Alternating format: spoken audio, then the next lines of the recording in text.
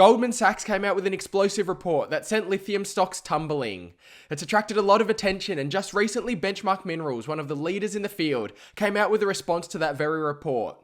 This has been something that's attracted a lot of lithium as well as EV battery supply chain investors' attention. And today we're going to dive into this response. We'll talk about what it could mean for the lithium market more broadly, and then we'll unpack where things may head. Sit back and enjoy. And so here is the Benchmark Minerals response. As mentioned, Benchmark Mineral Intelligence are one of the preeminent leaders within the field. They're well respected for their research and analysis surrounding the broader EV battery material supply chain. But the Goldman Sachs report, which as they mentioned is entitled Battery Metals Watch, The End of the Beginning, came out a couple of weeks ago. It really did send markets spinning. Really bellwether companies within the field like Pilbara, Allchem and many others were down by 10, 15, 20%. And there was a lot of uncertainty there. So Benchmark came out and provided a response, which they don't normally do, and basically responded to some of the different claims within them and provided their analysis about where they think things will head. Ultimately, for a bit of an overview about the actual thesis from Goldman, for context, they anticipated that the lithium market would pivot towards a prolonged phase of surplus starting this year into the middle of the decade. Now, they continue to, of course, to affirm the long-run demand for lithium, particularly out to 2030 and beyond. It was more about what happens towards the middle of this decade. But due to the shock to the investment markets and many requests for response, Benchmark have outlined 5 key reasons why they believe that this Goldman Sachs call on lithium was wrong.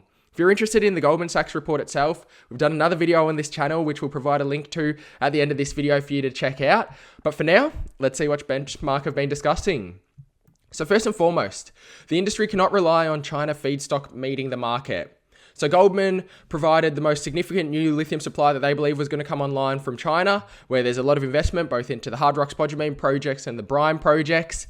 However, there is concerns about the quality of these projects. And of course, particularly for a battery grade product, quality is critical and it's very important. And so due to the fact that a lot of these low quality products, there's an uncertainty about how much will actually be useful and ultimately produce meaningful volumes of lithium into the market. The second reason that they've outlined here is known capacity does not equal supply that will actually be used. And we talked about that as well in the past video when we discussed all of this. Building capacity or potential capacity that could come online does not actually equal supply that will be able to go through to the factories and ultimately be produced into batteries, where companies often need to separate design capacity from effective capacity. And they gave a really good example about this.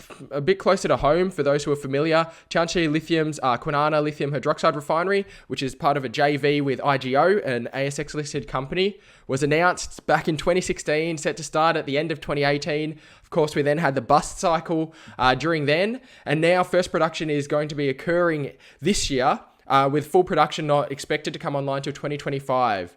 This is a space, it's a complex space. It obviously goes all the way from extraction through to chemicals, and it doesn't mean that you can bring things online quickly, rapidly. Delays happen, bottlenecks happen, uncertainties happen, and really actually, this is a good quote to sum that up. Building upstream of the EV battery supply chain takes time and rarely goes to plan. And that's Simon Moores, the chief executive and founder of Benchmark Minerals. New lithium supply also comes at a higher cost base. So this was the third thing they mentioned. As demand for lithium grows, obviously deposits with unconventional mineralogy, lower grades and high strip ratios will be developed. We need as much lithium as we can get, but obviously they become potentially more inefficient as we search far and wide for that lithium. The advent of new, often smaller and inexperienced converters with unintegrated feedstock sources will mean that the cost of conversion increases and the recovery rate stagnates. So that's the efficiency piece there.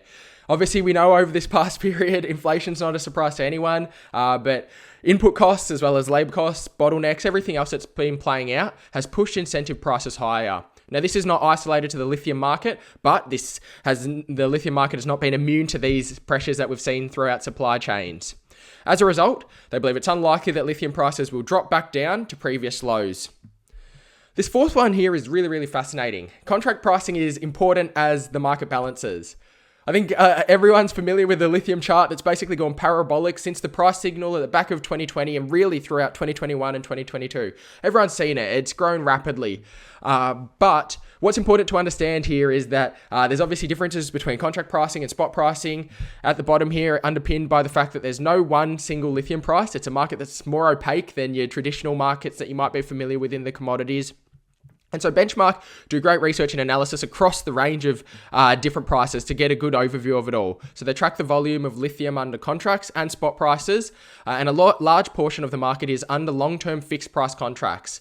An equally significant portion is under contract with variable prices, and you would have noted if you keep up to date with a lot of the offtakes that have been brought online recently, more and more have a variable pricing mechanism included with it. And that's obviously to allow both the manufacturers as well as the lithium producers or developers to share in the upside and obviously share on the downside to risk as well. But this was the interesting insight that was taken from it. So combined with existing contracting arrangements set this year, prices are unlikely to crash in 23 and 24 according to Benchmark's lithium forecast.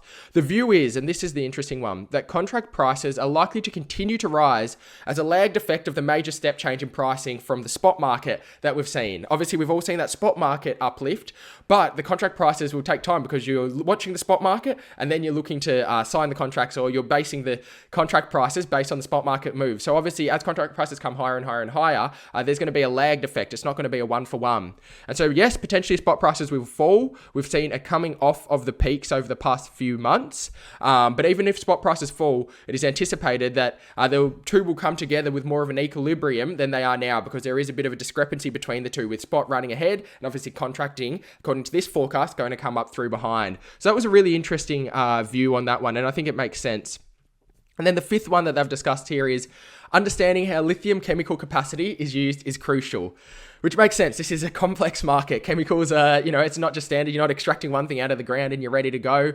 But the insight here is that a lot of lithium chemical capacity is being used to reprocess material that does not meet downstream specifications. So it's potentially unable to be made into battery grade or whatever that looks like. However, it's still using up existing capacity, which obviously is limited as well. And it merely represents lower efficiency production rather than the introduction of new lithium units to the market. We're already struggling for capacity, but this is saying that there's already bottlenecks that we're using it for that. And so the learning from that is that not only will a lot of this new capacity operate at a low utilization rate in the initial years of production, potentially if not indefinitely, but a significant proportion of capacity that does find its way to market is locked into reprocessing or tolling arrangements, which will not address the underlying market shortfall. And so in conclusion, Benchmark Minerals have wrapped that all up into a package, and their concluding statement is they believe that lithium market remains in structural shortage until 2025, which of course is the opposite of the structural oversupply that Goldman Sachs is predicting.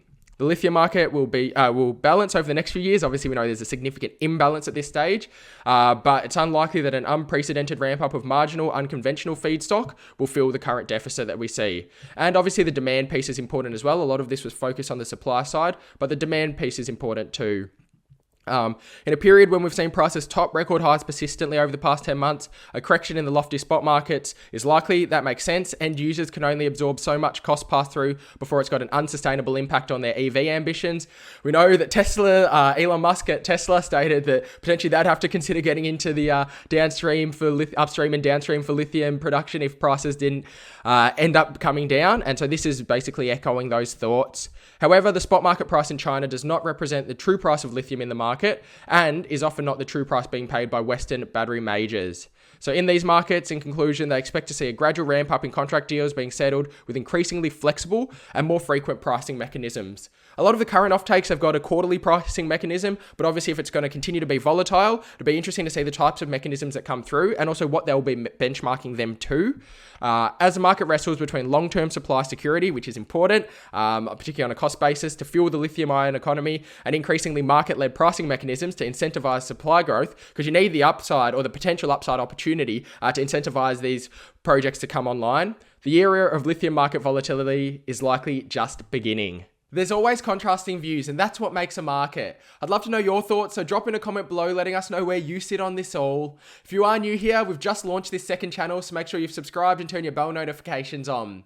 But regardless of where you see it in terms of the upcoming period, the near to medium term, of course, on the supply side is going to be a bit more uncertain, and it's going to be fascinating to see how it evolves. But even the most bullish or bearish of forecasters cannot deny that the demand for the electric vehicle revolution heading forward into 2030 and beyond is here and here to stay. If you look at the investment and the focus, both at a regulatory level, corporate level, and the societal push towards decarbonisation and this green energy trend, it's only just begun, and it's going to be a very fascinating story to watch unfold. A big thank you for joining us. For now, stay well and happy investing.